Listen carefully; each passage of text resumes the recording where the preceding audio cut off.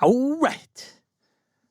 Session 11 of Impossible Landscapes, Delta Green, Arc Dream Publishing, going by it. We last left off. You guys are going to help me. I think I got this covered. Session 10 started on September 1st, 2015 at the Gateway Bridges restaurant. And we left off, I think, at the end of the brief from Agent Exeter. So later, in that brief, you were given a phone and some details of Operation India Moon. And you departed. And then Mantillo ended up taking the phone, going back to her place, turning it on, turning it off, and then cracking it open to investigate the inside, where it was sand and rocks or sand and little pebbles, along with a vial that had a leaf inside it with a little golden bug. Messed up. Ends up going over to Maya's house to explain it.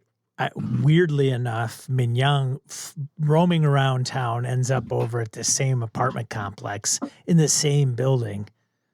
What are the odds? Yeah. Doing the Macarena, I believe. On his phone. On his phone. That's right. That was the ringtone. I was visiting my friend down the hall. Coincidence. But even before that, Agent Maya checked in to see if there was indeed an operation occurring. And the contacts with Delta Green had said no, that there was no India Moon and there was no Agent Exeter, and that she should be investigating what the source of this operation is, and look into it and report back. Mantillo shows up with the bug and the phone and the sand and the pebbles. Except without the phone. Oh, you left the phone behind? Yeah, there's no phone. Yeah. Oh, that makes sense. Okay. So you go over to Maya's house, apartment, and explain what happened. Mignon shows up. Sure, Siri. Sure, we can try again. I didn't get it either. Shut up. Stupid voice recognition. Okay. Voice assistants. You guys, Mignon looks into Rick at the University of Florida. Reefer Rick. His nickname. Reefer Rick. Because he might be an entomologist that might be able to get some insight. A amateur entomologist, I believe. Yes. And Agent Maya was also going to look into resources through the U.S. Marshal Service, failed her role, and is now trying to figure out what to do on her end. Let's see. Make sure I didn't miss anything.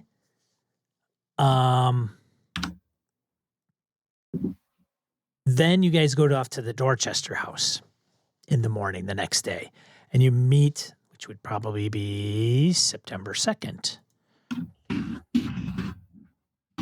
2015.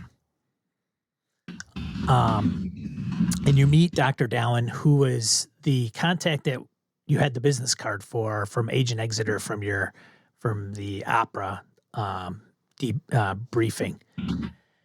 You also meet head nurse Esther Semigina, and had given you kind of the nickel tour, talked about some of the circumstances in which a few agents has been missing from Dorchester House, which is a psychiatric facility just outside Boston, or inside Boston, Massachusetts. Looking around, kind of getting the lay of the land, it's a relatively secure institution. It is not a federal day camp by any means. So you have a 3-story psychiatric facility with a perimeter fence and armed guards with some strict protocols as far as it relates to who gets access and when.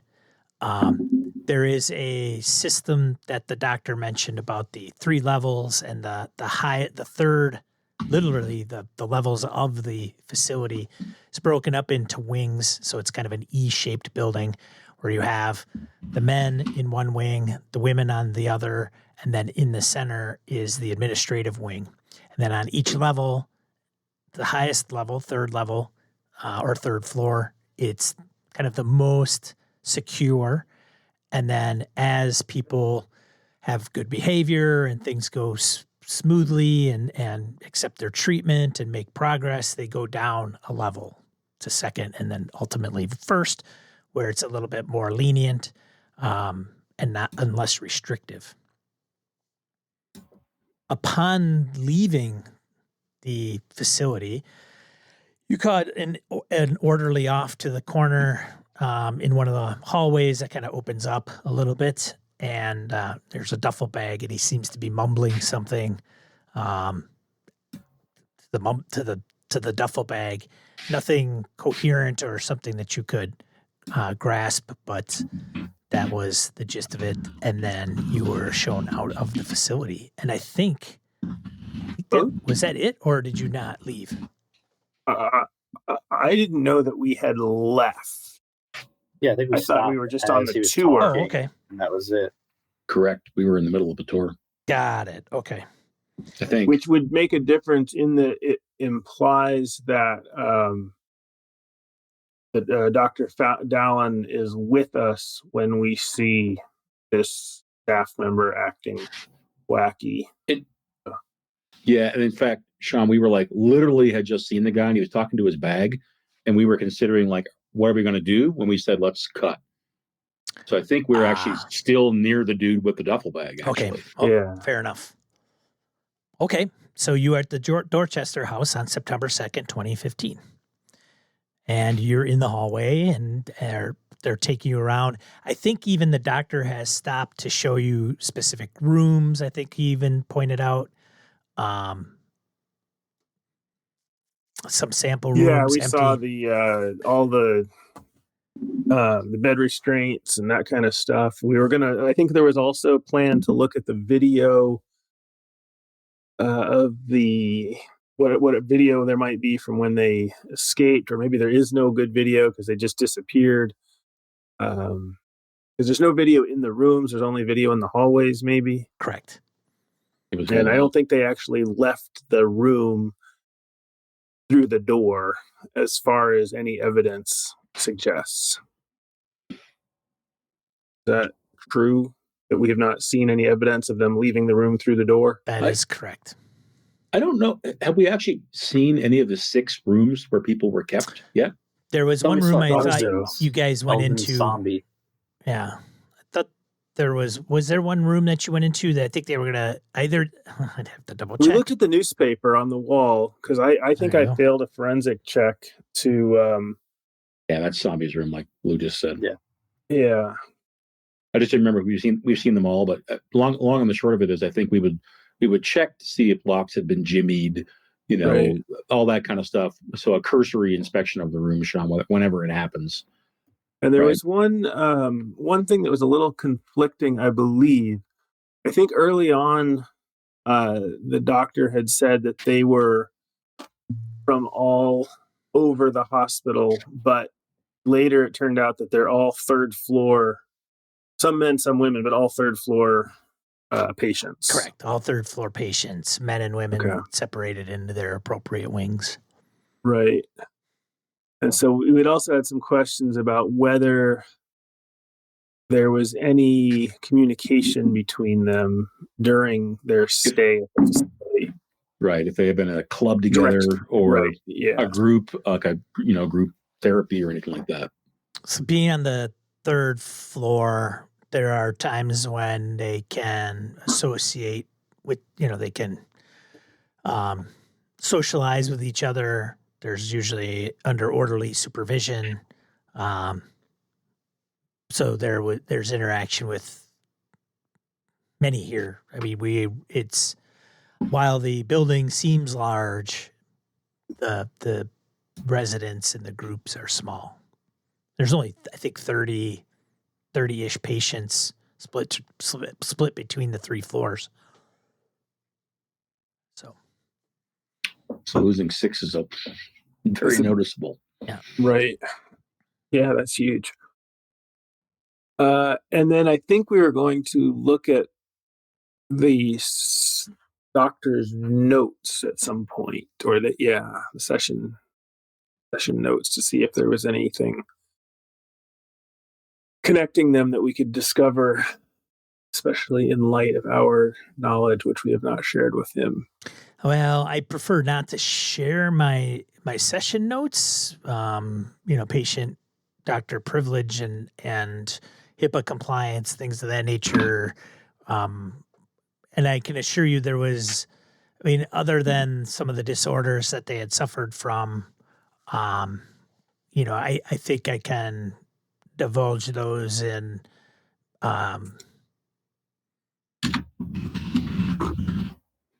confidence, but some of the details I'd rather not go into. And none of them were indicative of escape. Do they have any connection to New York City in common? Let me see. I'd have to double check. I think specifically, there's a McAllister or a Wright, Abigail. As the patients that have disappeared? No, as somebody that as names they have mentioned. Oh, okay. Well, that I'd have to double check. That I might be able to do a cursory search on if that might even help. If you want to provide details in which I can search some of the notes, and as long as that they're not confidential, I can certainly divulge any type of conversation or specific persons. The names off the top of my head don't ring a bell at the moment. But yeah, of course, you have a lot of information. Obviously, Abigail Wright, this name, whatever it may be, that was on the newspaper in the room. Yes. Do you know the significance of that? Are you aware of what that might mean? Well, like you, there's some confidentiality requirements that, as you know, we keep. We are aware that there is significance. I can certainly share that with you. Oh, okay. I see. Sure. Of course. Maya says we're really looking for any connection between them as well, from your notes or your recollection, shared trauma, shared hallucinations, or mental instabilities, any Drugs. connections at all. Are they artists? No, we don't serve. Unless they're Amateur. Yeah. Yeah, if they pick it up as a hobby, I don't recall any of them to have anything specific to being an artist. I think Kim might have been, Plaslad might have done sketches on occasion, but nothing unusual. Sometimes if there is an outlet or a hobby that they had pursued in their personal lives, sometimes we can use that in their therapy to recovery. Right. What do you have on when each of them first came here? The incident that caused them to have a mental break? Sure. Do you have notes on those? I do have some of their admission papers, which I don't think we can probably get you some copies of and some details.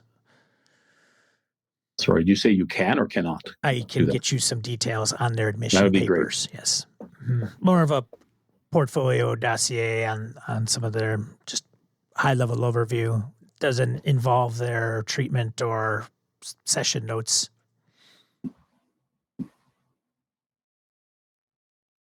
What about a specific phrase? Again, it may only be in your notes, but in the red, something, violence. I don't remember the rest of it.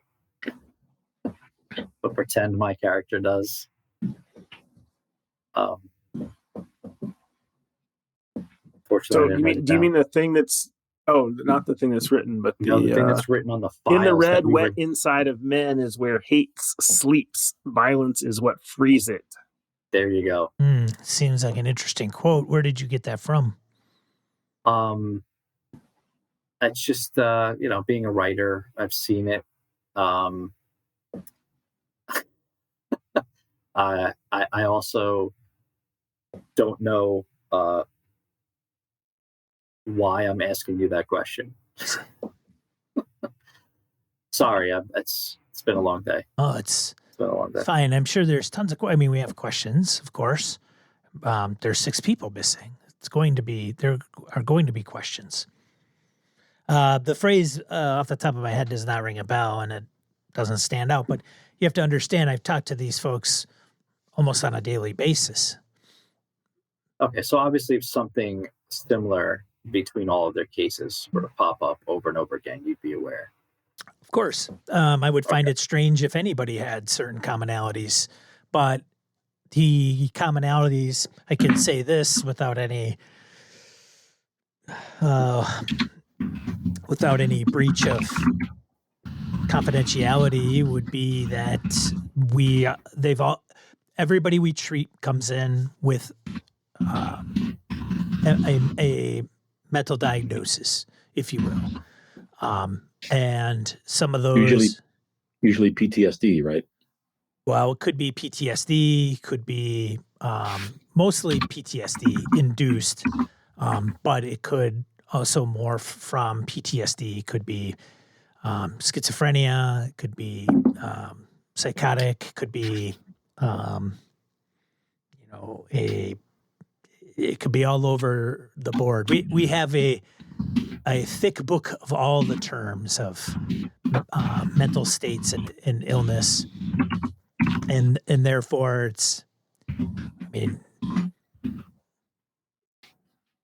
the details are vast, but we don't have anybody here that doesn't have a problem that we want to help them with. That's an odd thing to say. Has there been any sort of implication by anyone that there are people here that shouldn't be here or that don't have a problem?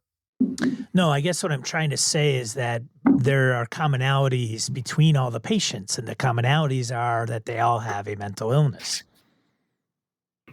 Oh, sure. Yes, of course. Hence, somebody that would not have a mental illness would not be here.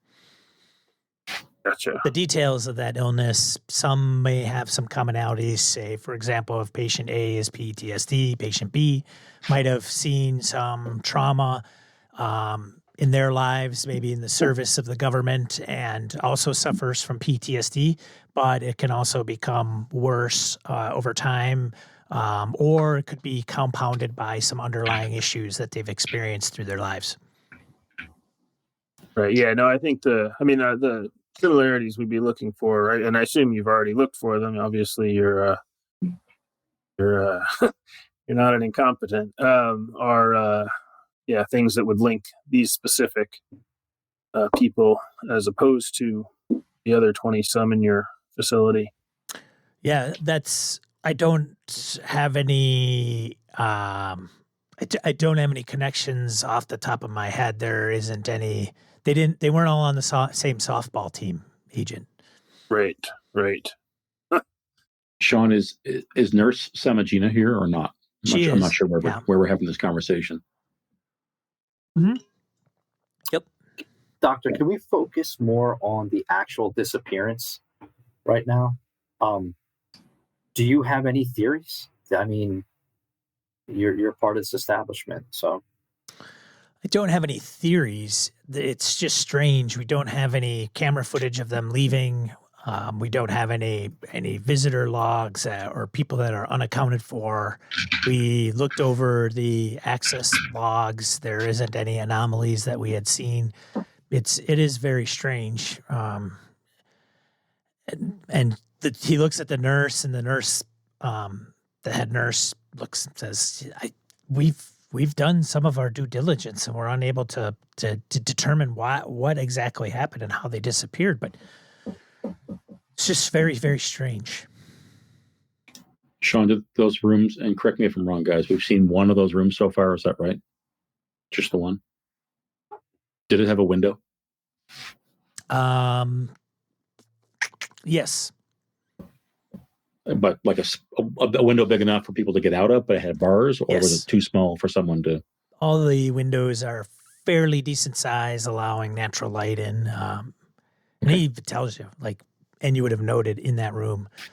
So says, yeah, so all our rooms do have windows, and we feel that, again, the sunlight also can help with people. And I mean, obviously there's seasonal depressional disorder that we probably would want to compound issues, and therefore natural light does help with people's attitudes and can actually help with the chemistry within the brain, we found in research.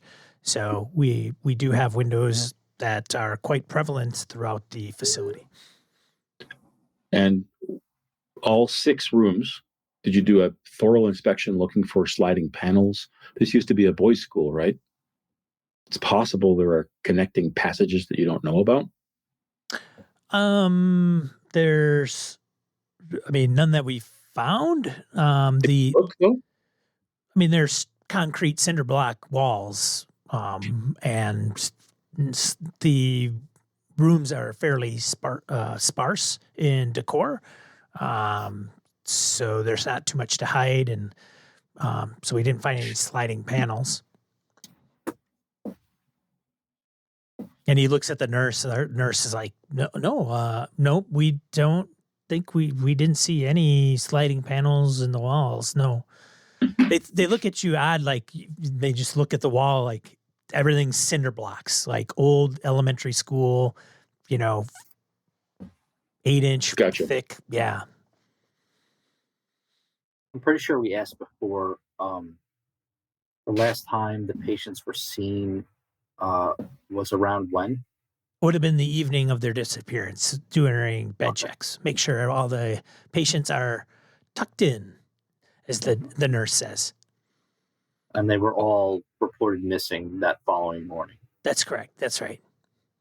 I thought you said before it was between 8:10 and 8:11 and 8:20 or something. Yeah, it was that evening, I think. Bed restraint check-in at 6:30. Restraints not tampered with. Vanished from their room at 8:10 on the 3rd floor. 8:20 something. Yeah. Yeah. Yes, that's right. That sounds right.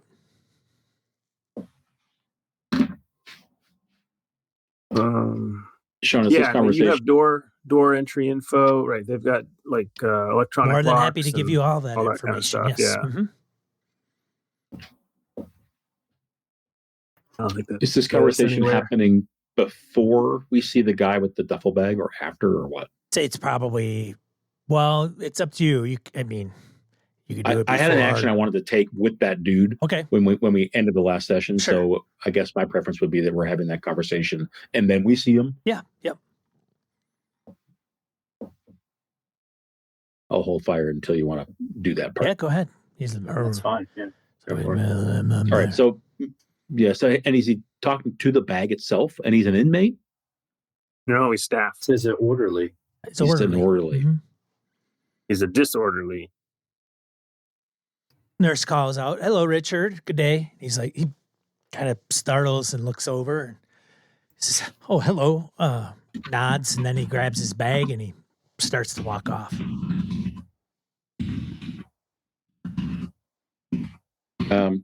Maya's going to break off from the rest of the group and just kind of go behind him. Not like she's catching him immediately. She wants to put some distance between herself and the doctor, so when she catches up to him, they'll have like 50 or 100 feet away type of thing. Sure. I'll turn and stop and ask the doctor one of these questions, but repeat to sort of slow him down, reading Maya's plan. Okay. Where does he head, Sean? He's heading down the hallway. He's wanting to go the opposite direction, or the direction that you guys came from. Okay. she's following him basically. Okay. And when she gets far enough away, she'll increase her pace so she gets up within like 5 feet behind him. Sure. And just say, "Excuse me, is it Richard?" Yes, that's right. I'm Richard, and you are Agent Maya. She puts her hand out so he can shake it. yeah, and he puts out his hand. Agent Maya, is it? Well, we're here to investigate the disappearances. Oh yes, the disappearances. Oh, of course. Yes. Is this duffel bag open? Like she's presumed like right in front of him now, Mhm. right? Shaking his hand. Is it zipped up? Is it open? What is it it? is zipped up. Yeah. Okay. So she straight up says, "What's in the bag, Richard?" Oh, just gym stuff. I like to work out. How big is this duffel bag? It's a pretty decent sized duffel bag. It's probably, I don't know, 3 feet. Do you mind if I take a look? Oh, I don't think you need to do that. Is there a reason you like smelly socks and sneakers? The reason is that there's quite a mystery here that we're trying to put together. A lot of puzzle pieces we don't understand.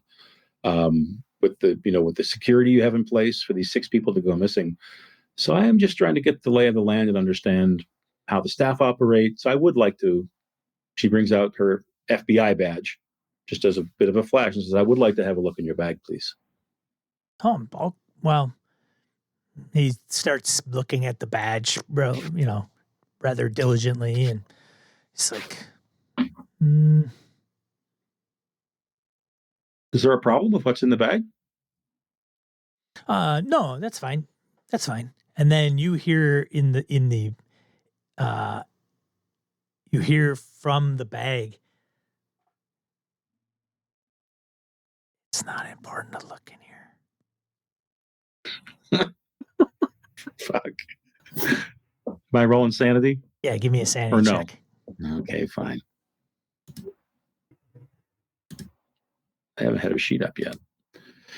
And Bryce kind of stops and he looks to see if you had heard it or not.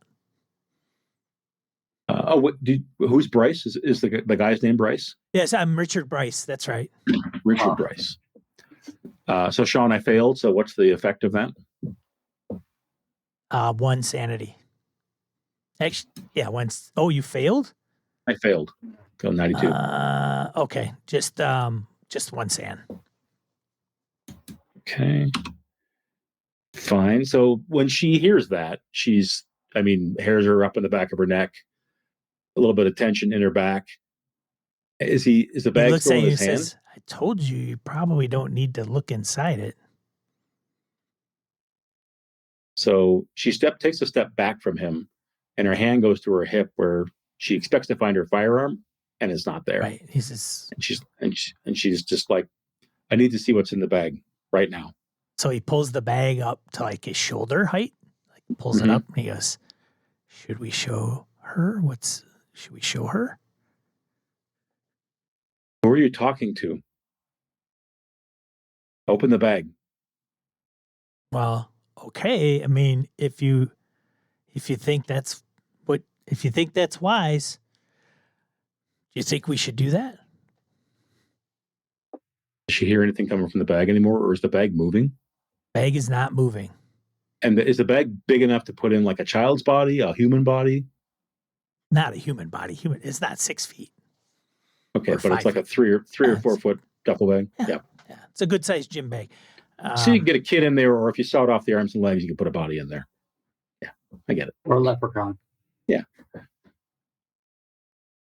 So at this stage, she's not trying to not make a spectacle. So if Mantillo or I suppose Jerry, or if anybody else, they may notice this at this point. They're kind of having like a showdown, right? Where she's standing in front of him. And she's like, "Open the bag." So I think the nurse would probably like, "Oh my, what's going on down there?"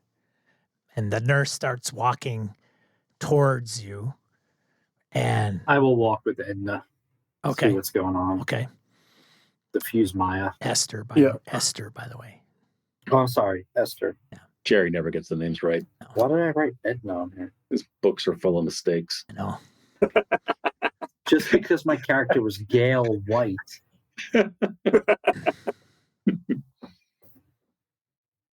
He says, "Okay, Is he fine." making- hey, he's like, Maya, everything cool? Do they get up to me before he does the zipper? I'm talking as I'm walking up. I'm not next to you yet. he Maya, we good? he puts the bag down and he says, "Go ahead, you can open it." Step back against the wall. Then she kneels and she unzips it. Okay. And as you open it up, you look inside and you see what appears to be a small, long mummified body of a child. Give me a sanity check, Maya. And is it moving or does it seem to Nope, be like It's just sitting there. I feel like, unfortunately, the rest of us have gotten up there by now. failed again, So Sean? I'll, Failed again. Unless Give me a creeping her D6 roll. Creeping her out. do we D6. do the same Mhm. thing? Don't. What? Hold on a second. Okay. Okay. Oh, It's one only point. one, so I'll take. I was going to burn a bond, but I'm not going to waste a bond on that. I think the unzipping, and she's going to do one of these too, right? To expose it. And she's, Come on, not in the movies. The movies are always nice and slow and diligent, and the music's playing. Agent Maya Yes. just goes in there.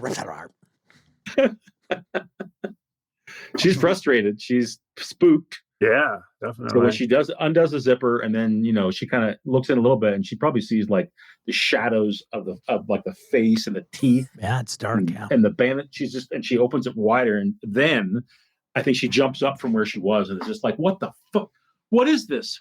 What do you have here, Doctor? She says down to Dallin. And What's going on in your hospital?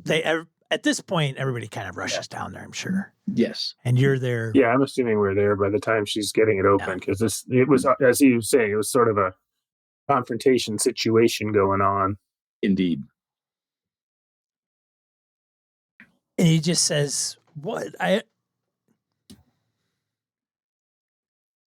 It's just something that it's just a friend of mine. It's just what? Bryce saying this? Yeah. Can we see right into the duffel bag? Well, I guess it depends on whether Maya like ripped it all open or just She didn't like dump it out or anything, Okay. but I think she, when she opened it a little and was like, what the hell, and opened it wider. So if anybody's within 10 feet, they'll see You it. could probably see it. Yeah. I put my hand on her shoulder, which is totally out of my character because she might slug me. But I put my hand on her shoulder and Maya, is everything okay? I can tell she's shaking. I've never seen her like this before. Right. That's usually my job. Right. So Jerry, she gestures at the bag. She's like, what is this? What is what? I Richard, look right Dr. at the Dallin. guy. Richard, what Yeah, is look right- what is going on here, Richard? Well, doctor, I mean, it's just, it's, So I lean down and I look at it, and I know exactly what it is. yeah, give me a sanity check. Considering my background. Give me a sanity check there, Mignon.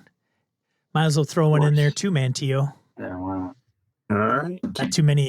Not too many mummified children in bags you come across every day. But I've seen lots of mummies though, because I'm an Oh, anthropologist. that's fair. That's fair. Yeah. So right away, I'm not going to be like, "Oh, it's a mummy." Yeah. Should I still do a sanity check? I will give you a sanity. Do a sanity check at a plus 20. All right. I'll just roll it and then. I will just barely There's no fail way to that add one. it on here right now. I'm just going to hit the thing. And Tio failed. She had that monster. So that would be. Sanity. Yeah. All right. I pass anyway. Jerry's good. Well, you passed because of it. Hey, wait a minute. So, Maya, I don't know if you take sanity. You're immune to violence, right? Violence, but not the unnatural or whatever it's called. It's against violence. Because it's a natural. It's a natural thing. The mummy is, I suppose. The talking part of the mummy was unnatural. Yeah, I didn't hear the mummy talk. I just see it as a mummy in the bag. It's weird. Well, you all hear you. I'm not gonna say I haven't maybe seen a mummy in a duffel bag smuggled out of a country before. Right. You know, it was the 80s. Trying to find out where I put her. What's it called? It's not adaptability nor adaption. It's adapted to violence. There you go. Yeah. But I think that's if you see somebody shot or killed or correct or stuff. inflict violence yourself on someone. Oh, okay. Yeah. There's all those rules around like injuring and killing people, and I don't think this is violence. Well, that's. Aren't there three things? There's violence. There's helplessness is the helplessness. other one. That's the other one. Right, and then when you unnatural. take sanity checks. And then Say again? It will stipulate whether the sanity check is based on violence, unnatural, or right. Yeah. So this one is against violence. So I think if you are adapted to violence, then you don't take any, right? I'm not mistaken. Correct? Well, you know what? It does say if you find a corpse. I'm sorry. What do you mean if you There you find go. a corpse in violence? That's an example of violence. Under the violence, it says if you find a corpse or a mangled carcass, I guess a mummy could be a corpse. Yeah, it doesn't do anything, right? If they fail the SAN. Loses no SAN for... If you are... Where's that section? Sorry. Let me go to 73 quickly here.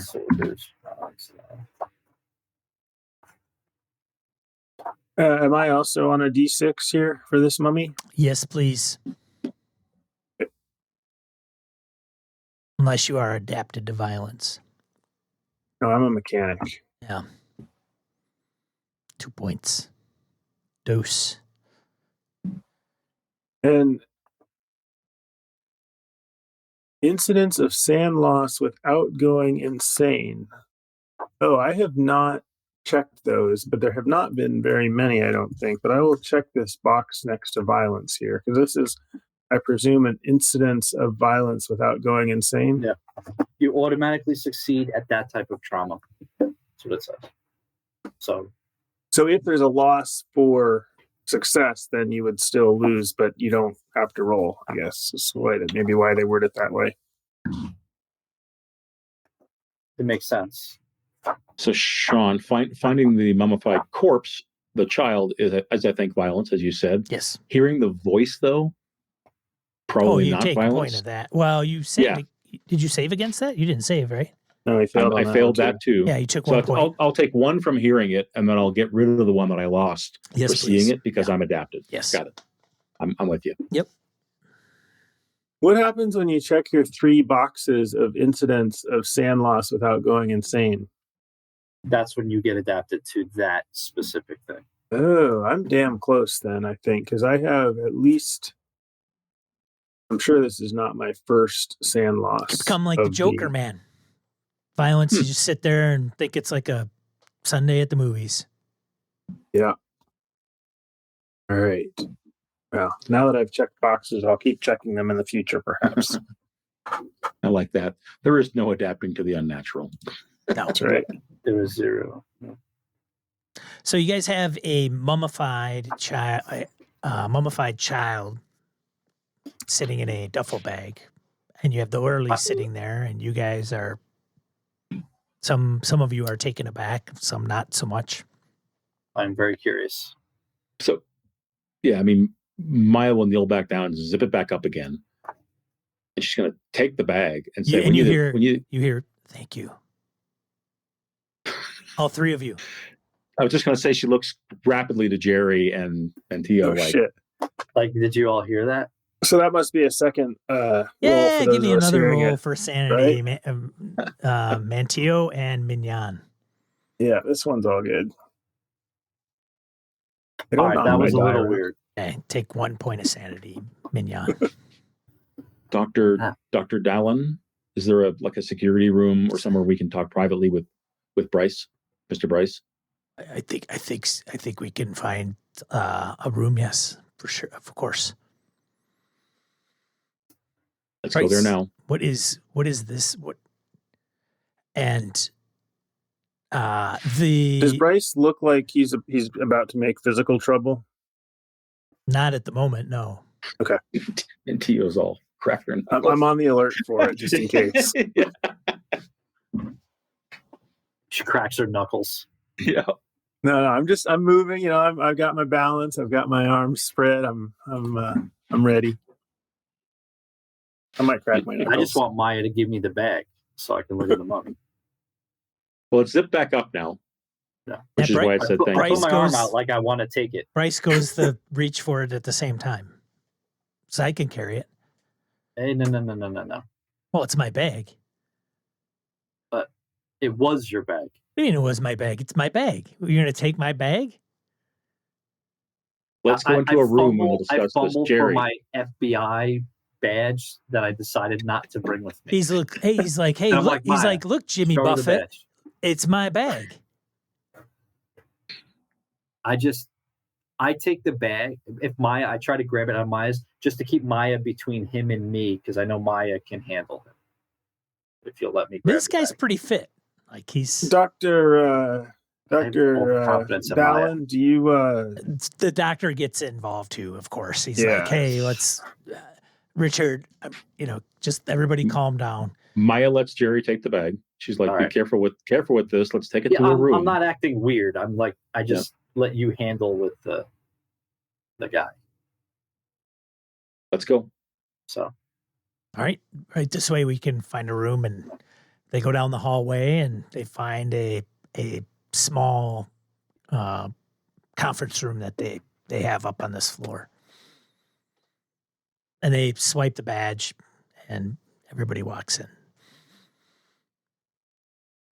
Remind me, would our badges have gotten us into that door or not on the third floor?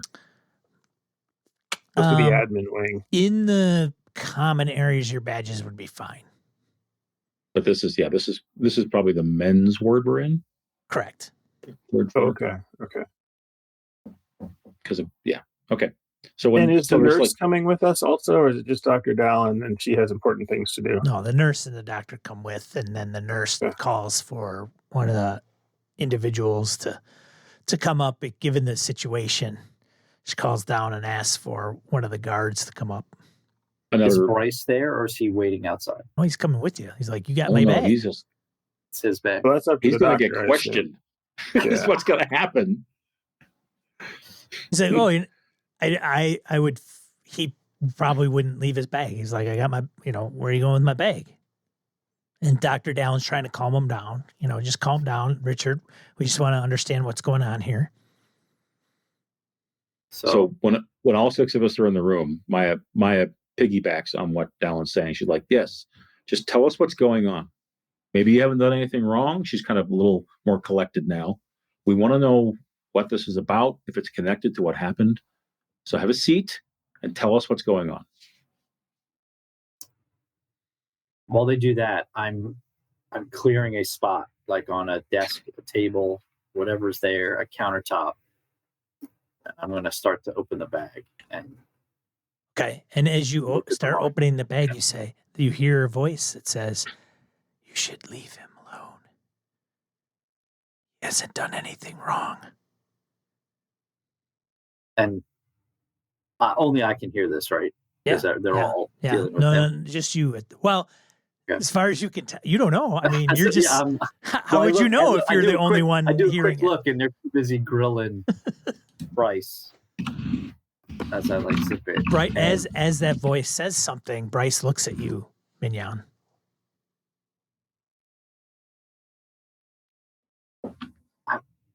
I don't think we want to hurt him. We just want answers. He's innocent. He hasn't done anything wrong. He just works here. Nobody said he's guilty of anything. Are you talking out loud? And then I am. I'm whispering. You guys hear Mignon talking. But then I realize it. Then I'm like, I'm talking to a mummy. You guys hear Mignon mumble something. When I look at this mummy, do I have to roll, or can I make a roll to see, like, is this like an ancient mummy? Is this a newly mummified body? You got some archaeology, don't you? I got a whole bunch. Yeah. Well, don't put Finally, you put get a I roll. think he Some. does. I got a whole Might as well bunch. put it to use. Archaeology flex. Nothing like playing Delta Green with skills you never got. That's Look what at I'm that. talking about. See? Oh, nice. Sweet. So Like, Maya, I know what this is. you probably don't. you definitely know it's a long mummified, right? Okay. It's not It's not like somebody did a weird thing No. recently. Okay. and it's probably not Egyptian in nature necessarily, but it Okay. does have some uniqueness to it that you find intriguing. It's not typical 1960s mummy or 1920s. This thing could be fairly old, and it's Okay. not. I mean, the American culture isn't into mummies and mummification necessarily, but yeah. So it's a odd. It's a bit odd to you specifically because of your So even work. better than my archaeology is my anthropology. Yes. So I'm going to see if I could figure out what culture this is from. Okay.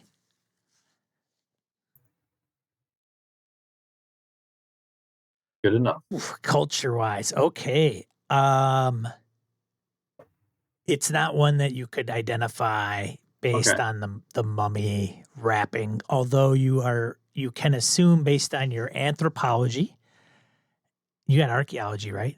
Yeah, that's what I rolled for first. Yeah. And archaeology, that it's not something you've seen before in your studies and research. Okay. It is. And I also know Russian and Armenian, and that's where I did most of my work. It's not Russian or So Armenian. it has no weird yeah, accent necessarily. no Cyrillic writing anywhere. No. Okay. No. But it's unique. So you're not sure if it's just something that is a specific to this specimen. Like, did they wrap it in a particular way because of the status of the individual? But it's probably. So it's definitely a child, right? I definitely know it's a child. It's definitely a child, yep. Okay. So I am very intrigued. Why the whispering is not bothering me, I think has a lot to do with my Disassociation. depersonalization, where I'm not here right now. I'm kind of watching this happen. So it's not as strange. It's almost like watching a TV show. That Right. This is almost. So I will definitely. I will lean in. Again, it's not moving, so I'm not scared of it. Right. And I know it's a mummy, and I'm just like, "Where you from, little buddy?" Okay. All right. Maya and Mantillo, what are you doing? Yeah. So Jerry, just so you know, so You just see me like leaning into the bag, like.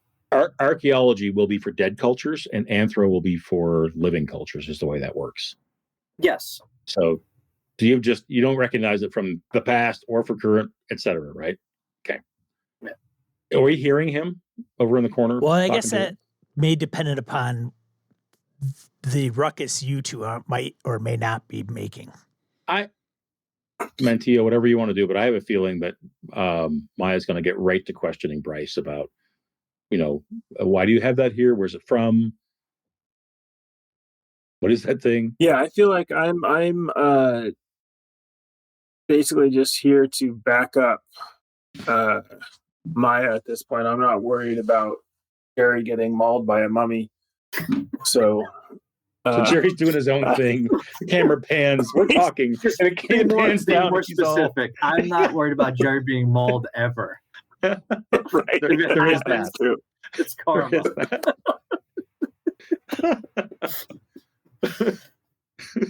Anyway. So unless Bryce sort of makes a move for his bag, then I think there's 10 feet of distance, however big the room is.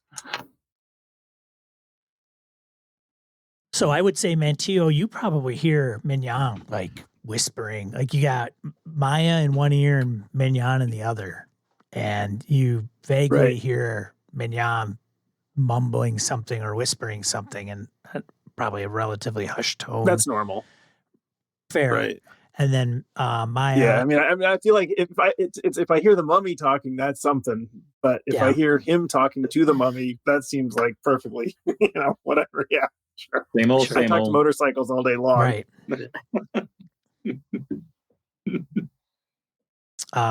And Bryce is like, I don't know what the problem is. He stares at you like blank, like psycho killer, no blinking. Why did you bring archaeological remains to the hospital? Archaeological remains. I just brought my bag. What's inside your bag? I don't know. I thought it was my gym clothes. It's not. It's a mummy like from a museum display. And it's in your duffel bag in the middle of a mental hospital. That is odd. It is. How do you suppose it got there? She turns and looks at Dallin and the nurse and says, "Is he always like this? Or is this unusual Richard, are you behavior for him?" okay? You seem a little out of sorts. I feel fine. I'm a little perturbed about my bag, going about my business, but I think I'll get over it. See, Where were you going with your bag just now? Oh, sorry, Sean, go ahead. He's innocent. He hasn't done anything. No, no one is saying he has done anything. Why are your friends persecuting him? It's just we're not used to this. Mantillo, you hear Mignon. I've seen people like you. Mantillo, you hear Mignon. What? Never mind. I'm just trying to find out where he's from. Hey. Mantillo, you hear hey. And I say it like totally normal, like I'm talking to somebody. Mantillo, you hear hey. Leave him alone. He's innocent. What? He hasn't done anything. I'm looking around for somebody talking to me. Maya doesn't hear it, right, Sean? So when it's like to Mantillo, I don't hear it. It's just to Mantillo. Yeah, it's just to Mantillo. Okay. Tell your friend to leave him alone. Who? What? Tell your friend to leave him alone. Who? I'm looking for the person who's doing the they call it the dummy ventriloquism. Yeah. So as this is occurring, Bryce looks at Mantillo, just looks at him.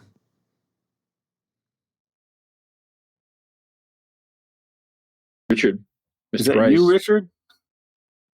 Yes. Is it who? Me. You were talking to your bag earlier. Yes. I was asking what we should do today. Yeah. Who were you asking? Well, I was asking the child. Yeah. What child is that? The child in the bag. You're in the same room I am, Agent. All right. So this child in the bag, the one that you thought only had your gym clothes in. Yes. Yeah. Okay. So that's the one we're talking about that you brought in here. Yeah. Where is this child the one from? right here in the bag. That's right. This one. That's the one he's talking Where is about. the child from? A long ways away. Comes from a land called Carcosa. At least that's what it told me. I see. And when did it get into your bag? Oh, I'm not quite sure. Today the first day that you have talked to it? I think I've talked to it before. Okay, you just don't remember for sure? No. No, All I'm right. not sure. Yeah, that seems likely. And does it have a name that it shared with you? No. Did you ask? No. And what did it want to do today? Well, it never got a chance to respond till it was taken away from me. Ah, I see. Yeah, and you're sad about that, I take it, huh? Why is he asking all these questions? Mignon, you here? I assumed. um, we just want to make sure everything's okay. It's not every day. It's not every day that we have a person such as you talking to us.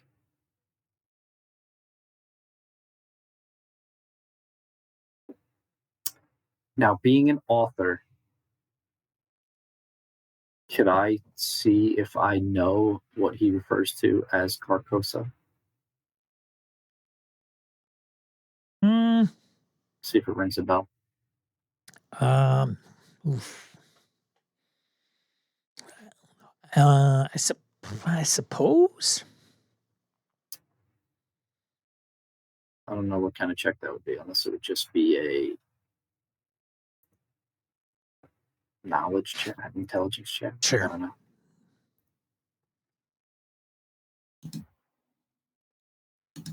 It So types I'll just 5.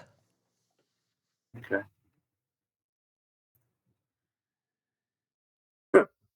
I don't know what he's talking about. Naturally. Oh. 8. Oh, a critical It's failure. in New Jersey. Yeah, it's New Jersey. Some guy, I'm pretty- Lou lives. So Yeah. is Carcosa is chicken is- joint that I like. is that Chicken that joint. place? Is that place from that Fleetwood Mac song? I'm pretty sure. I thought that's what they said. No? All right. I'm not sure. No, I don't know. it's where the king lives. It's where the king lives. Oh, it's an Elvis song, not a Fleetwood Mac song. Not that king you told. So Jerry's talking this whole time by himself, right? To us. Yeah, so Maya, you might Right. even check this, see this at this point since you're not talking to Bryce actively. Well, Maya's pissed off because she was grilling Bryce and he wasn't giving her anything. It was just gym clothes. And then suddenly Mantillo gets a whole flood of information. So Maya's kind of sitting back like, what the? Suddenly Mantillo is completely useless at people skills. In fact, I think she just kind of shakes her head. She sees Jerry in the conversation he's having. But she says, Richard, Mr. Bryce, do you know what happened to the 6 inmates who are missing? I don't. Isn't that what you're here for? It is. And we're just trying to put all the pieces together so we can find out and help them. Maybe your friend knows. Maybe. Have you tried asking her? It's a she? I don't know for sure. I like to think so, but Sure. she has I bet you do. has a soft voice, or it has a soft voice, so I just thought it might be female. Hey, Carcosa person. Maya, are you grabbing this? You're gonna talk. Maya, are you picking up what's getting put down here? She is. Okay. She's just watching. Go ahead, Mantillo. Carcosa person. Do you have a name that we can use? Many names. Pick one. Pick one if you would. Just, if you don't mind.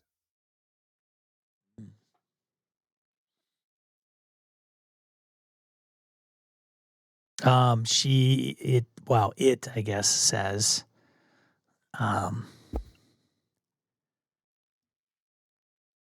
Geisen. You can call me Geisen. Geisen. Excellent. So some folks went missing here a few days ago. Were they friends of yours too? No, not friends. But you know them? No, not necessarily. You know what I'm talking about, though. I mean, No. no. Huh. All right. And what about Abigail? Do you remember Abigail? You might not have seen her for a while. Abigail. Yeah, she's a painter, a sculptor, an artist. Now you get like Maya. You see Mantillo saying this. You don't hear anything else. Right. Okay. What are Dallin and the nurse doing? They're like looking at Mantillo oddly, like, what is going on? Who's he talking to? Maya's going to draw those two away. She's going to keep one eye on Bryce to make sure he's not going to like jump out of his chair. Sure. But she's going to draw calm. While Mantillo's talking, you can continue with that conversation, but she's basically going to say to the doctor, is this typical? Has he been having problems? She's going to try to get some background on Bryce while Mantillo's doing that. And as that is kind of, as you're like, hey, can you, is this, is he typically like this? And they're like, no, he seems a little out of sorts. He doesn't, I mean, it's a little peculiar, but, having a mummified child in a gym bag obviously causes great concern. He's not fit for duty. No. Just so we're clear. Of course, we're going to probably take him in right after you're done talking to him. So he may become violent when he's removed from the presence of his gym bag that he wants so badly. Yes. Be aware. Right.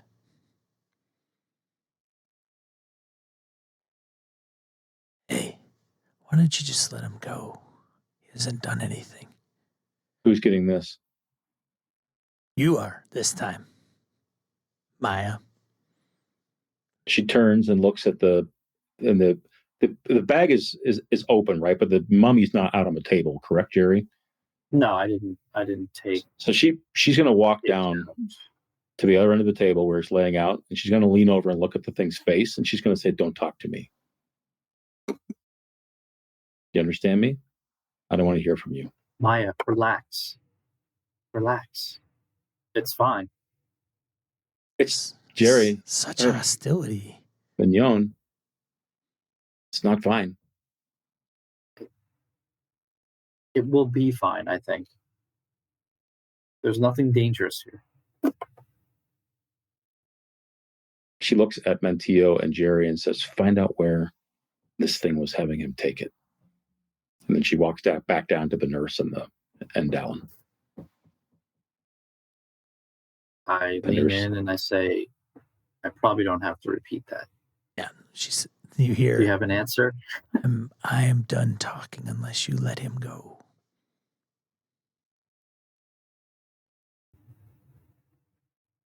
Like we've got ourselves a classic hostage bargaining situation here. Yes, classic one, yes. Textbook. If we let him go, will you continue to talk with to the mummy? Yes. Okay. Maya. Our friend here says if we let Bryce go, they will continue talking to us. We're not letting Bryce go. Bryce is sick. I look back at the mummy. The doctor is like intensely watching you guys. Like he like wants his notepad in front of him and a pen, and he's just like trying to take all this in. Like what? Maya, it's hard for me to be convinced that he is sick. Why do you say that? Well, look at me. Look at Jerry. Look at you. I mean, something's happening here, and it's not happening in Richard. What's his name? Dallin. Richard. Nope. Bryce. Richard Bryce. In Bryce's head. It's happening. right? Whatever it is happening. I don't like it and you don't like it. Jerry loves it, but it's happening.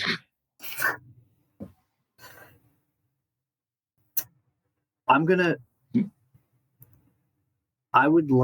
noticed that Dallin is questioning everything and probably not believing what he's seeing. There's a bunch of federal agents talking to a thing in the gym bag. Well, he knows something.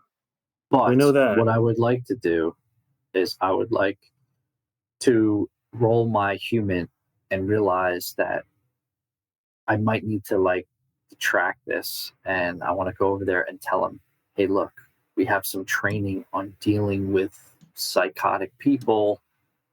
We try to play their game just to get them in to try to, and then to get him off of us thinking that we are nuts or that we have problems. Does that persuade? I think it would be my human. You're trying to get somebody to do something? I am. I am. I think you're trying to persuade, buddy. Can I? I just want him to think that, I don't want him to think that we're just all of a sudden loopy. The doctor? Yeah. All right, go ahead. Stop talking to the damn mummy. I want him to think we're playing a game with Bryce. Sure.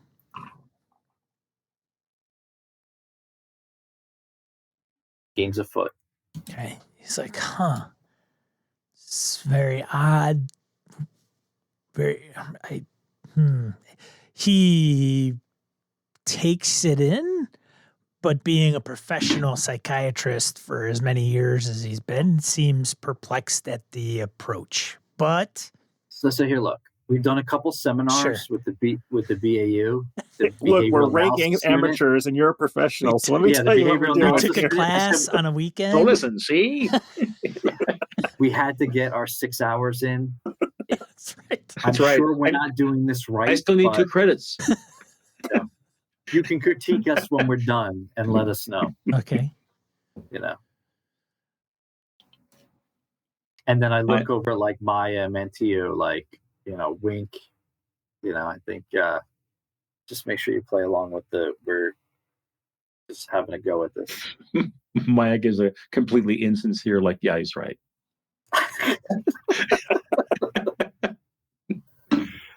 But she will say, Dr. Dallin, will you walk with Mr. Bryce outside? I have something I want to check. Perhaps we could take him to one of the rooms we haven't seen yet.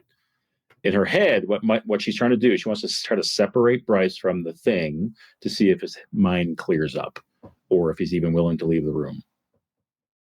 But she's playing it off as let's the 3 of us, or maybe even with the nurse, go for a stroll and look at one of those rooms. And she's trying to play the connection between the people who disappeared and what's going on here. Sure.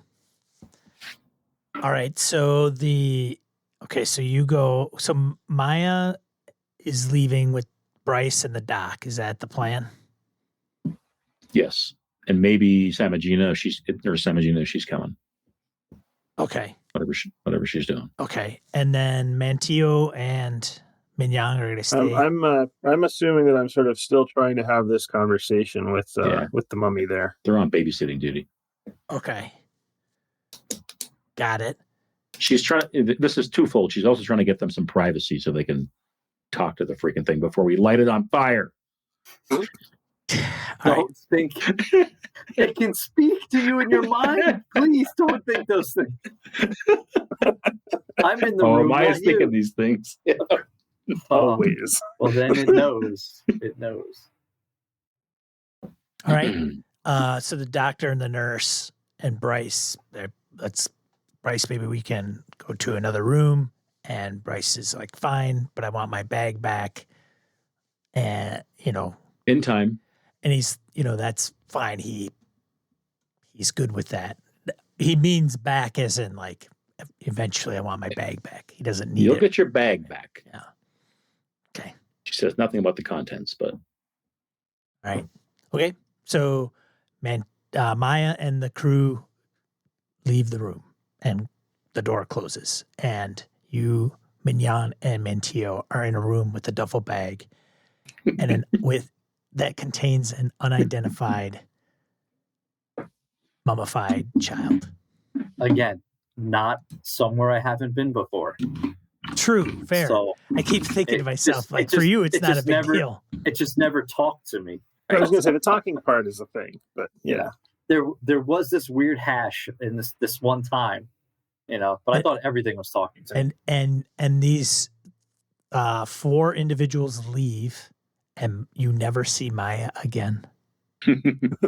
Oh, you know what? But I got a book with a picture of her in it, so I can see her whenever I want. Hey, oh, I think you gave it back. I did not. It disappeared. I definitely did not.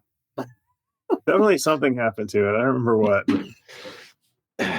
Why don't we take a break? Quick. That's perfect. We'll do like a bio Okay. break, get something to drink, and then we'll come back and figure out how Maya's going to deal with Bryce and how you guys are going to deal with this duffel bag and mummified child. So the party splits up. Yes, we're splitting the party. You know What it. you're supposed to do in Delta Green. We actually just substituted one person in our party for the duffel bag. That's all we did. Right? That's right. Me, Mantillo, and Mummy Baby. Mummy baby. Next scene is you guys like going to the drive-through with the mummy in between you. In the car. Weekend at Bernie's, Delta Yes. Green, and the mummy baby. Excuse me, Dr. Dallin, do you have a car seat? And mummy baby. I actually said, is the duffel bag big enough to put a child in? Yes. So it's like, I yes, did, it and is. Yeah. It turns out it's exactly that size. He's It like, is that size. "Oh." Yeah. Well, I mean, it was already talking. Like it's not that big a stretch there. Yeah. I was going with Leprechaun, but that's fine. Yeah. All right. Maya, you're going down the hallway. You're going with Bryce, the doctor, and the nurse. Yeah. Ostensibly to one of the rooms we haven't seen yet that had an inmate that escaped. Right. Okay. So she can do double duty here. Get a look at the room Is and there see how Bryce is. is there a particular person's room that you want to see from the list, or do you just want me to pull one up? Give me a second. There's T. Howe, Lila Mack. Let's go to Ray's. Let's go to Ray's room. Ray's room. Ray Billabas. Ray Billabas, Yep. yes. All right. Doctor takes you around a corner, goes down a hallway, and there is a room with a door that's secure, and the nurse pulls out some keys, opens up the door, and this is Ray Billabas's room.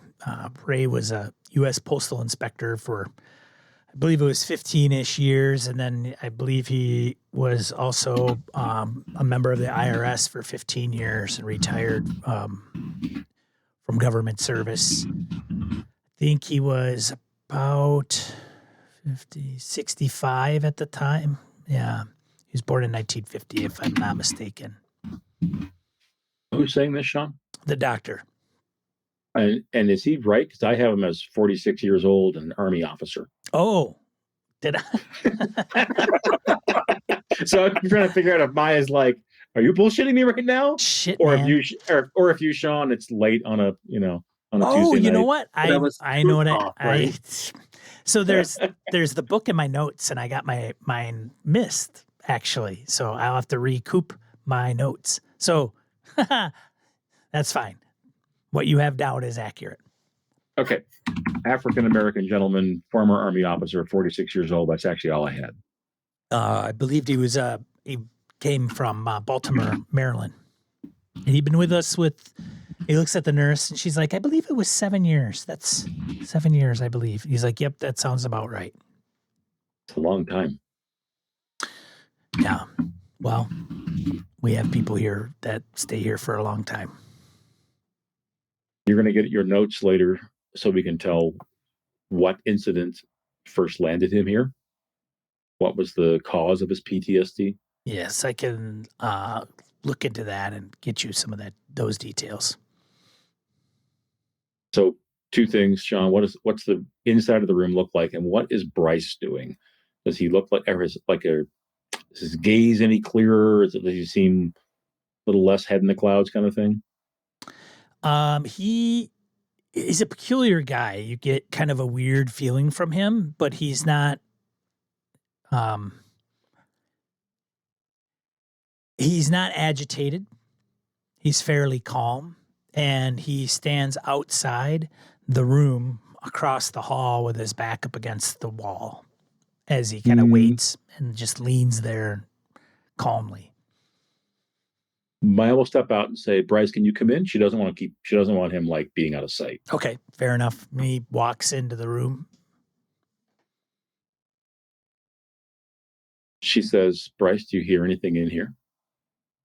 No, I don't hear anything. Why? I know, of course, there's nothing in here. Just curious. She's going to do a cursory search, like just, check bedside table. If there's I don't know how Spartan these are, because these people are supposed to be a danger to themselves, right? Correct. So there's probably not much in the room. No, not much at all. So it's trying to think. The sheets look disheveled. They didn't touch them, and the nurse says we didn't touch the sheets or anything, but we kept them the same in case there was any questions that would come up. Windows untouched, doors not jimmied. No, nothing. No marks on the wall. The windows you notice they're not able to be opened. Right. Are the bars on this side or the outside? Outside. Okay. And the window itself doesn't open as well. Does not open. Gotcha. Is there a drop ceiling in here, or what's the ceiling like? It'd be probably plastered over concrete. Okay, so it's smooth. It's solid. It's not like drywall or anything. Yeah. Okay. Well, if you want to switch back there too, you certainly can. But Maya's idea was to see if that much distance helped the dude's mental clarity, but it appears to not have, right? Yeah, he seems to be in the same. He's presents himself the same way. There's no difference. He's not talking to anybody. He seems calm. So you don't really see any difference from his. So one more question before we break.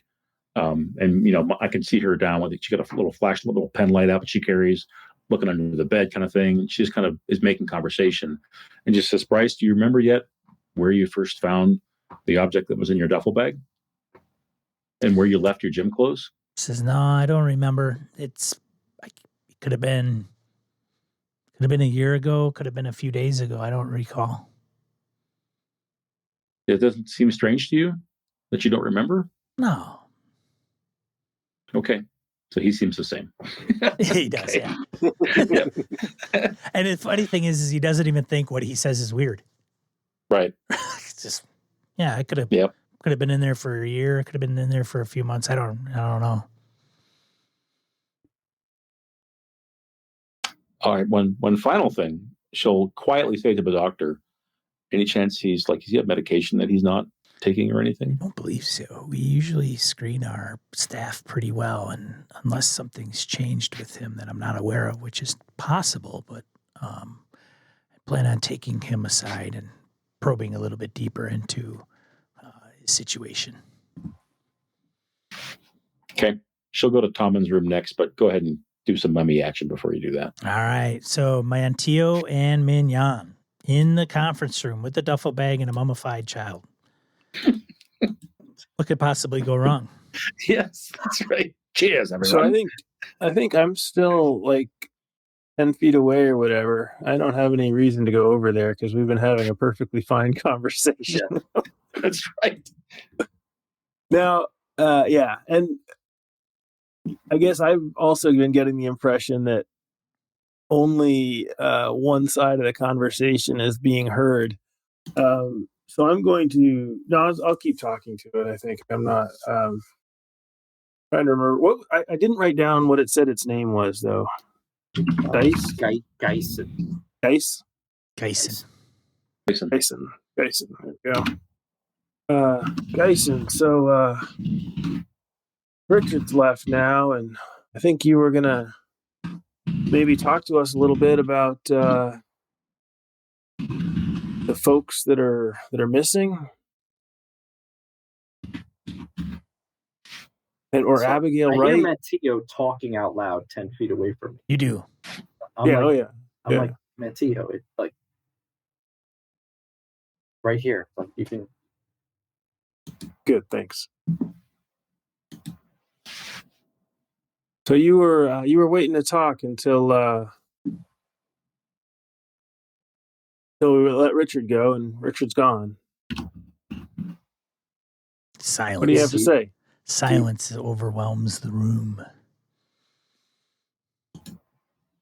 Huh. Well, I suppose if you want to just act like a little kid and hide up inside yourself, that's fine. I don't really care. Please don't pay any attention to Mantillo. It's all yours. She's had a rough day. I mean,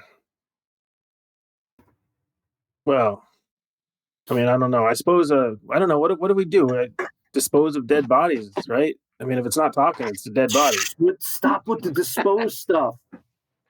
Why Chill stop out. with the dispose stuff? It's a dead body. She doesn't mean it. She doesn't mean it. I have like one more question. Do you know, like, are the people that were here okay?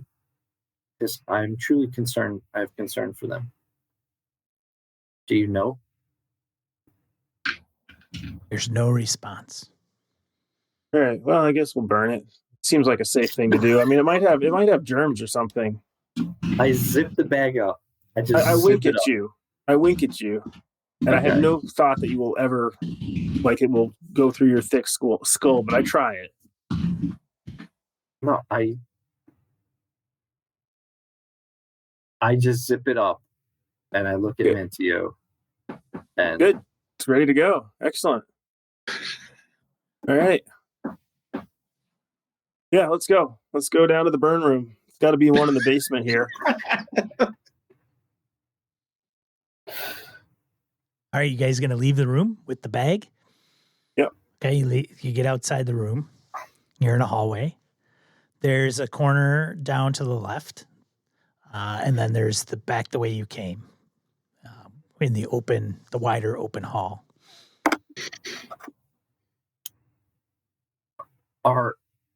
Does this duffel bag look like an issued duffel bag that would be from this place that I might be able to find another one of?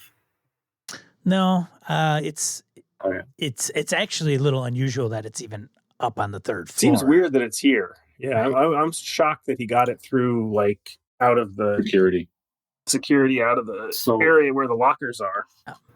So I'm still whispering, like, Oh, yes, got it. person in the bag is not going to hear me, but whatever. And I'm whispering to Mantillo, Bryce is expecting his bag back. Right? Oh yeah, we give him his bag. I don't mind. We don't need to burn the bag. No, but we need to, like, put something in here and give him his bag back, and then put what's in here in a different bag. Sure, well, let's go down to the lockers. Right, that's on the first floor of the center wing, probably, where the staff comes in and changes. Yeah, I'm sure we could find the locker room. Yeah, definitely. Yeah, and that's part of our pass should get us there. Let's go down to the locker room. In fact, we should go to the locker room anyway, because we should look at the we should look around there and see what. It doesn't matter, but yeah, we should go down to the locker room. We'll find a bag. Mantillo, why don't you text Maya to let her know where we're going? Sure. I'll text Maya. Headed to find some gym clothes to put in the bag, and then possibly to the burn room. The whole time we're going to be going down to this locker room, I am mentally asking the person in the bag questions, just hoping eventually it will respond. I'm being very, sorry about the hassle. Don't worry about Bryce. And I'm just happy thoughts. Happy thoughts. Sean, let me know when I can text back. I mean, if they texted you when they said they did, you get the text that says that they're going to head down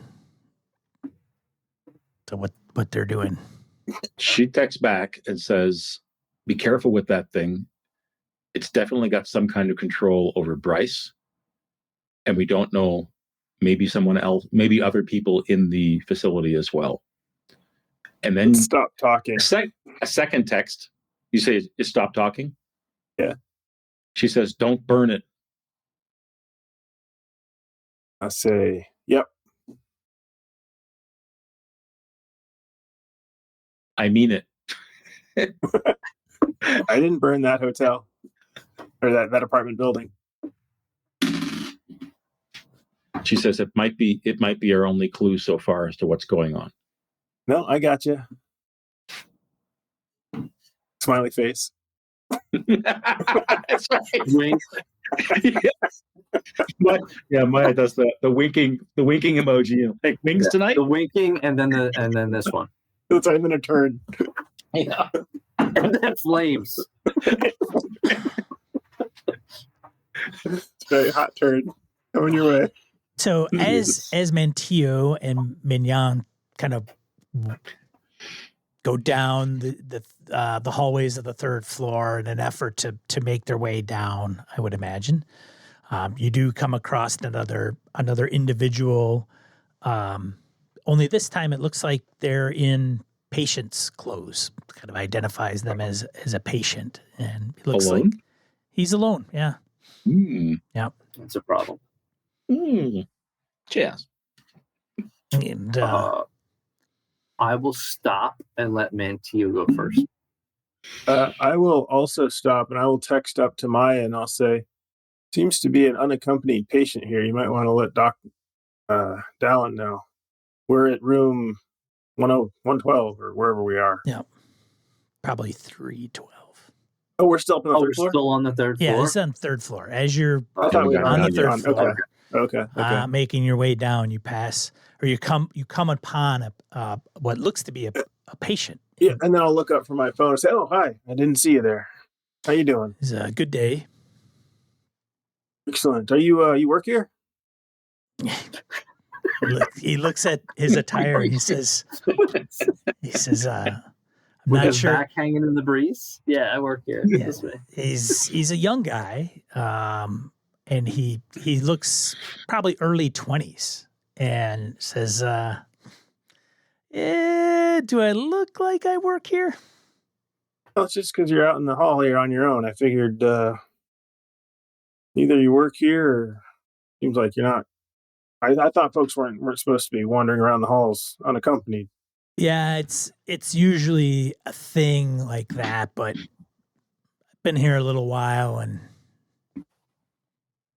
let's just say it's a little loose. I still have restrictions. Don't worry. I can't get off the floor, so. I'm not worried. I'm not worried at all. You know, it seems totally. I mean, I'm just here. Hey, did you know? And I'm sort of doing this a little slow because I already sent that text to Maya. Did you know? She's en route, Sean. Kim Pleslad. Kim Pleslad? Yeah. Yeah, she's another wing, but I kind Sure, I of mean, course. Yeah. I mean, yeah, sort of. Why? Well, just because. Well, you know that she's not here anymore, right? Yeah, I heard a few people are no longer here. Yeah, I mean that's good news. I assume, right? I mean, folks get better and leave, right? Yeah, I mean, I suppose. If it's not rude, how long have you been here for? Oh, me? I've been here for a few years. I'm sorry, I didn't get your name. Oh, sorry. I'm Mantillo. This is. Hey, do you like books? Yeah, he's carrying what appears to be a brown leather notebook with him. Hey, you're a writer? I like to take notes. Journal. Hey, Jerry, you should talk to this guy. He's a famous author. Oh yeah? What? Yeah. I have the bag. Oh, you I'm have not it. even Hold that. holding it by the Why are handles you anymore. carrying it like a mother? Why are you doing? I'm just. Oh, I was gripping it this way because in case I had to just run with the bag once I saw the patient. Mhm. Yes, writing is kind of my thing. What do you? I'm sorry, I didn't catch your name. Oh, my name's Ed. Ed. Ed. So, I will follow up a text real quick while Barry there is talking. Oh, nice. Ed. With just Ed, because that's all we have so far. Yes, Ed. What do you like to write? Fiction, Well, nonfiction. I kind of take notes. I'm not really an author, but I Okay. take kind of journal notes in my journal, and it's kind of You take like daily notes. oh yeah, daily notes. Like I like to take notes of things. People, I actually when I run into people, I like to get to know them and jot a few things down so I remember them the next time. Oh, Ed. Well, feel free to open it up and start jotting down. Oh, really? Yeah. It's all right. Yeah. Okay. And he's Oh, like, so absolutely. is that like Mantillo? And then your name was Jerry? My name is Jerry. Jerry. Huh. Okay. And then- What's your last name? Jerry Gladstone. Jerry Gladstone. Oh, I okay. can sign it for you if you want. Well, oh no, that's not necessary. I mean, it's okay. I could send you a copy of my book here. Sure. I mean, Attention, Ed. What? Ed Myler. Ed Myler West. Yeah, Ed West. Okay. Yeah. Not a problem.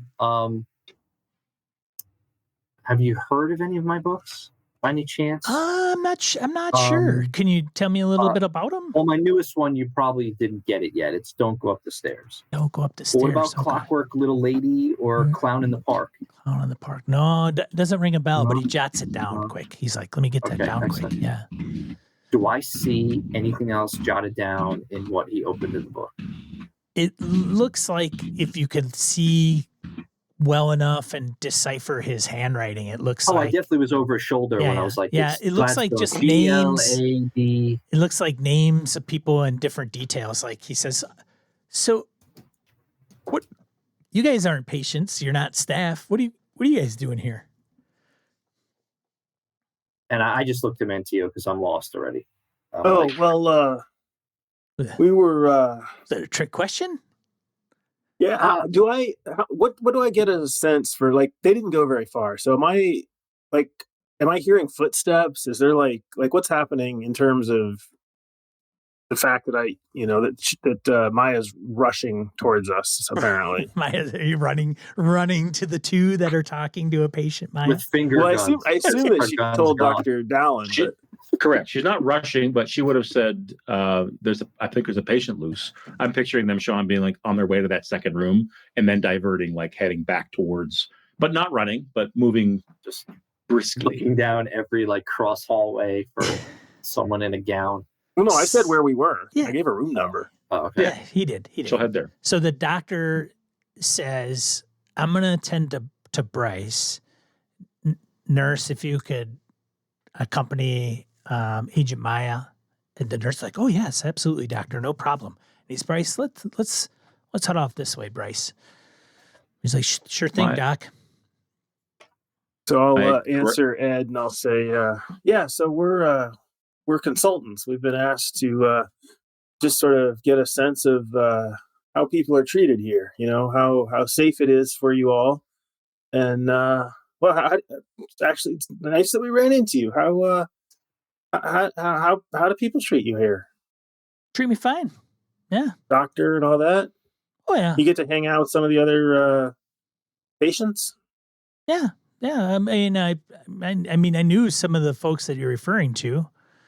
And sure, then yeah. Maya, you come around the corner and you see Mantillo and Mignon talking to this young male individual.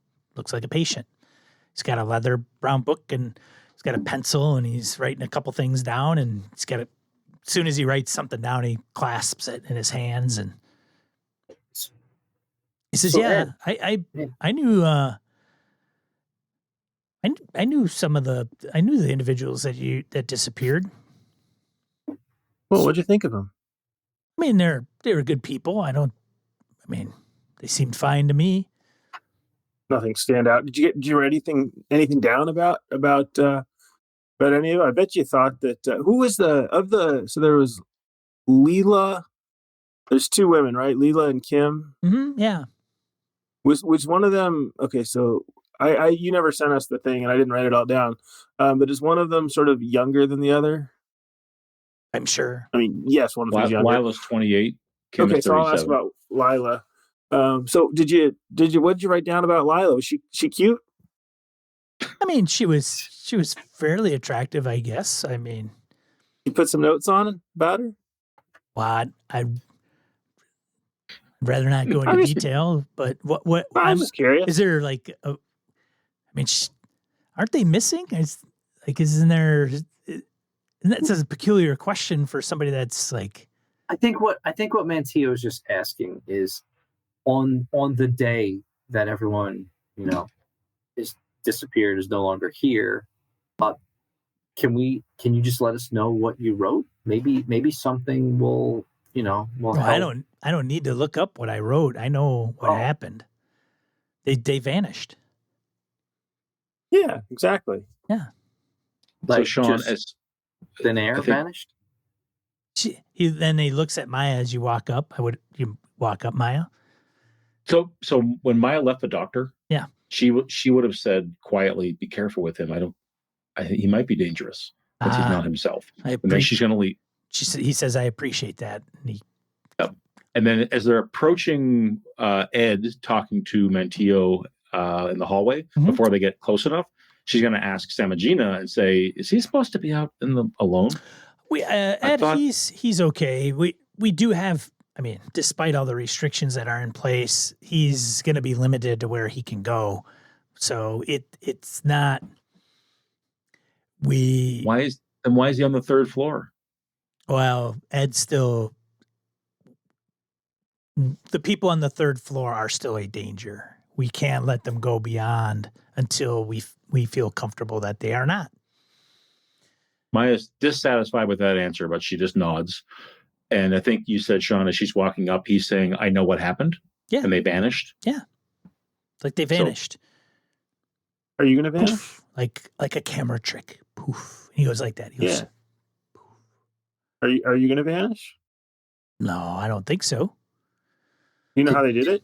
No. He says it was strange. Like the restraints on the beds were still secured and the doors were still locked, even after they vanished.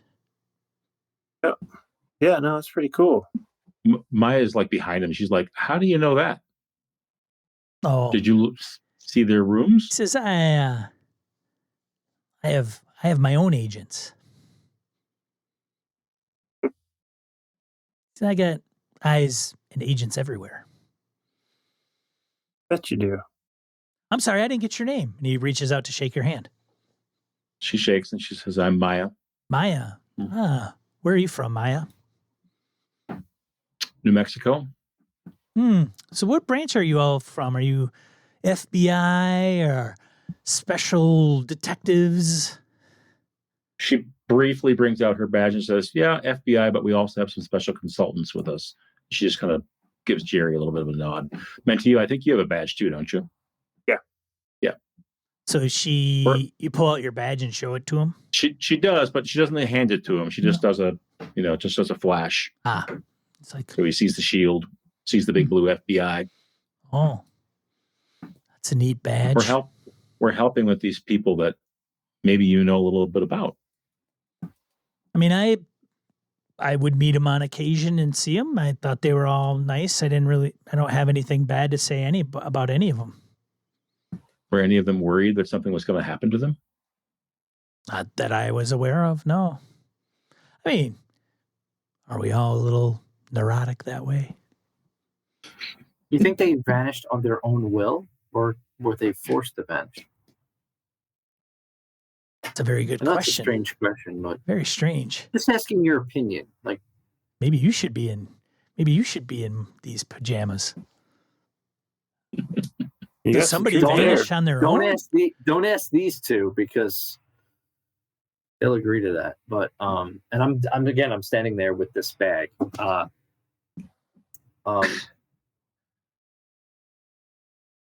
Yeah. Maya So- says, sorry, Go ahead, Maya. Jerry, but No, go ahead. I imagine Maya interrupts Jerry all the time. So this Yes, is fine. this is part of the course. And did he introduce himself to Maya? Said he was Says Ed. yes, I'm Ed. He says Okay. when he shakes your hand, he says, "I'm sorry, how rude I am. My mother would have raised me better. I'm Ed." She says, Ed, is it common knowledge among all the inmates that the 6 people that we are talking about, that they're gone? Does everyone know? I don't know if everybody knows, but they may know they're gone, but they don't maybe know the strangeness of them being still locked up and vanishing. Is there anyone that you've talked to, other inmates or guards, who says that they think they know what happened? Maybe, not quite sure. Give me a criminology check, Mrs. Maya. Criminology. Ms. Maya. Ms. is at a 50%. At a plus 20. So just good thing, because I made it at a Rock 70. on. So you are sitting there talking to him and you're like, how do I know this guy? And then as you're talking to him and he's like, yeah, he's got a little flair to him. Then it clicks. You're like, oh, like if you ever met a person and then realized who they were after the fact, like somebody that might have some significance, or maybe you didn't know who they were and all of a sudden you realize, oh, they're just not some Joe Schmo or Jane Schmo. This is what kind of hits you. So you realize Ed Myler West, he had killed his family in California. Oh. Did he go on the run? He murdered his father, mother, and sister with a shotgun in 2010 on his 16th birthday. Oh, so he's not very old. 21. No, he said young 20s. Yeah.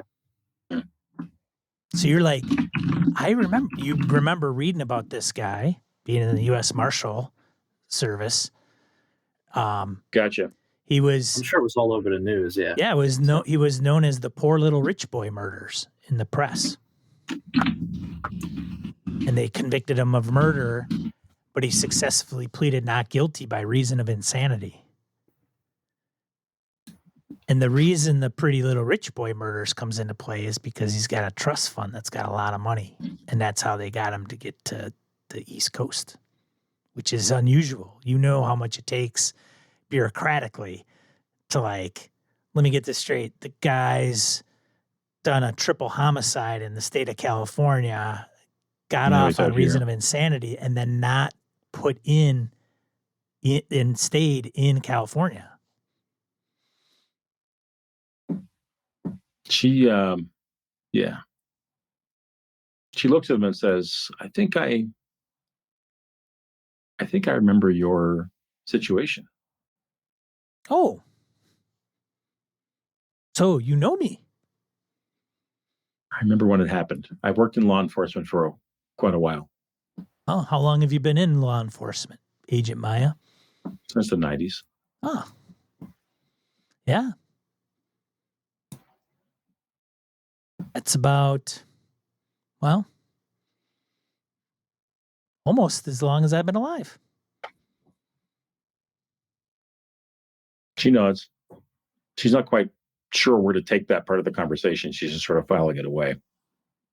Is there any, maybe try to look up some details later about his specific case, the defense that was used, what the diagnosis was, and that kind of thing. So you're making progress here? Well, I like to think so. I've grown up a little bit.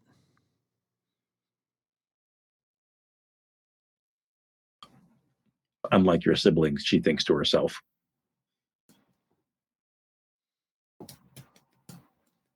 What else can you tell us, Ed?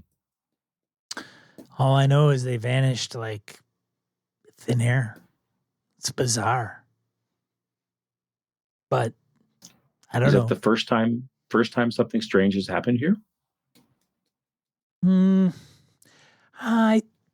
strange things that happen all the time, but I don't know if it's brought in by some of the newer patients or if it's just me. But nothing I find any unusual. What does that mean? What's an example of something you think is strange? I mean, I don't know, maybe strange that a 16-year-old murders his whole family. She nods. You think that's strange now? I take a step backwards because at first I didn't understand when she said she knew him. And I'm putting the math together. And that's a little scary to me. I'm right next to him, so I'm protecting the mummy. Stepping away with my mummy. And then I whisper to the bag, "Are you one of his agents?" He said he has agents everywhere. Are you talking to me? I'm talking to the bag.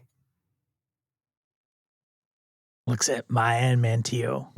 Looks at the nurse. Huh. He's an author. What do you expect? Jerry's had a long day. Apparently. Jerry, stop joking around. Jerry, stop it. I'm no more sorry. joking around. I'm sorry. I need to get some fresh air. I want to go down to the first floor.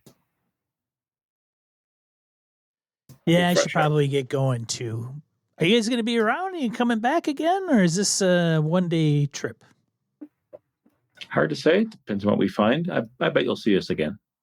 Yeah. Well, if this is your first time here, you got a lot to unravel, I imagine, with 6 people missing. We do. Yeah. Well, I look forward to seeing you all 3 again. If anything occurs to you that you remember, you can talk to Dr. Dallard, right? Or the nurse. They can get in contact with us. Sure. Yeah, no problem. No way to see. Is there anything written on the outside of his book? Or is it just like a leather journal? Just a leather journal. Okay. So he starts walking. He's like, "Excuse me." And then he kind of cuts through and walks down the hallway from the direction Maya came. I say to Maya, I gave him my first name and last name.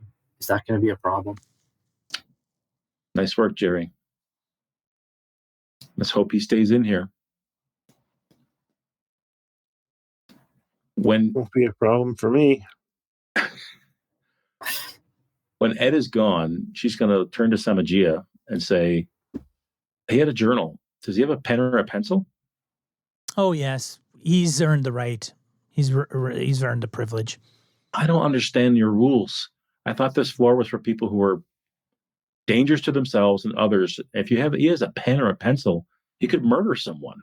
He could, but that's, we have to start somewhere, and we have to start loosening up the strings little by little, and it's very patient by patient.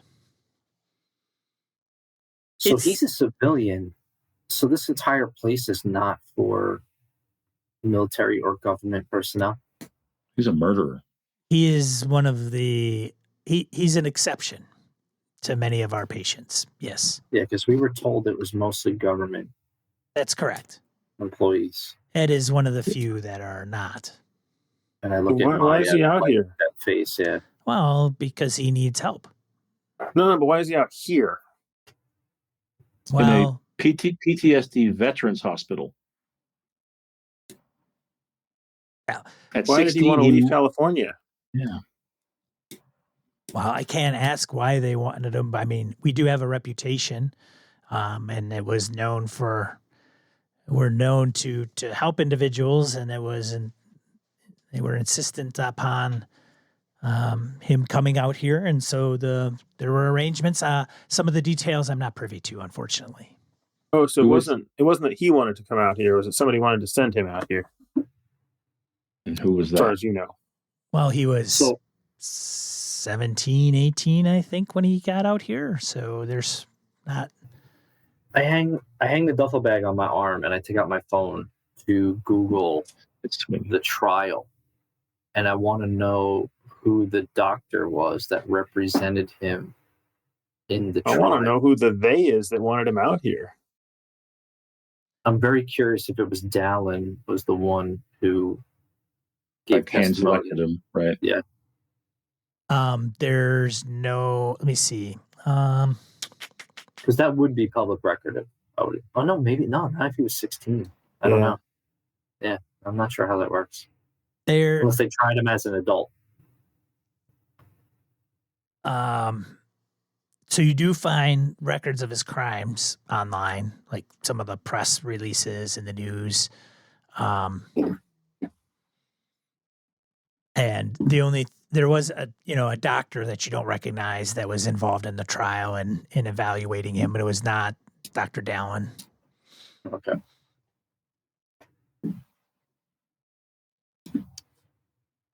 Maya and Mantillo. I know I spoke to Maya about this for a second, but I think we need to get the files on these patients. Maybe not just R6, now that we have details about this patient. It's a lot of reading. Can we carry an entire file cabinet out without anyone knowing? So the nurse is right here, I think. Yes, she's standing right there. I'm sorry. I did not say that out loud.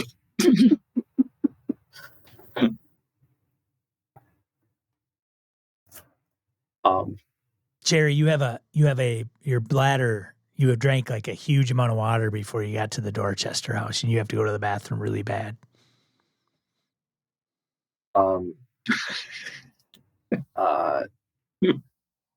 Mantillo, I've got to go. Can you just take this? Yep, I got it. No worries. Esther, the facilities. Yes, of course. Just go down to the hall, the direction that Agent Maya came from, and then there's right by the corner there. There's a restroom. Okay. I will be right back. Trying to figure out what weird ass game Jerry is up to now. Please don't. Right. But it turns out he just when you see me walking down the hall, you can tell I really have to go to the bathroom. There's a little extra pep in my step. Yeah, he's getting good at his acting. Never really noticed that before. Yeah. So I'm going to make this as fast as humanly possible. So you go down to the bathroom and you enter, and it's a regular bathroom and men's bathroom. And got the urinals and the stalls. And as you're going up, are you going to a stall or a urinal? Just out of curiosity. I'm going to a urinal. Okay. So as you're standing there, one of the stalls opens up, and it's Ed. Of course it is. And I pee on my leg. There's no way I do not jump. Like, I didn't mean to startle you. And all he does is he on top of the urinal, he kind of comes to the side and he reaches his hand and he puts his hand on top of the urinal. He pulls it back, and then he walks out the bathroom door. And on top he pats the urinal. Top of the urinal, touches like the top of the porcelain. Yeah. Okay. And on top of the porcelain, as he removes his hand, is a small square like sticky note.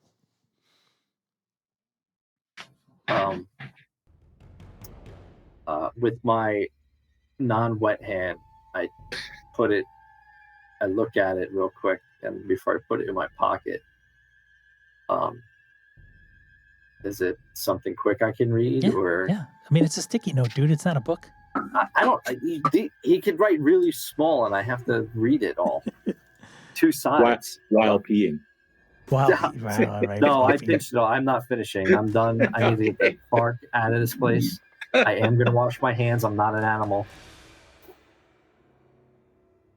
And you see it, and it says on the note, it says, "How did you find me? I thought you had left. In any case, they are still here at night." Oh dear. Okay. So I take it real quick, stick it in my pocket, and I make my way out of there, running even faster back. And I splashed extra water from the sink on me, so it looked like I was washing my hands. Of course. And it's all water. Yeah. Crazy spout on the faucet. Okay. So I think that's probably a good spot to stop. That seems like a great place to Yeah, stop. Yeah, that is a great spot to stop because now it's going to burn. I'm just going to think about this for 2 weeks now. Who is that referring to? I don't.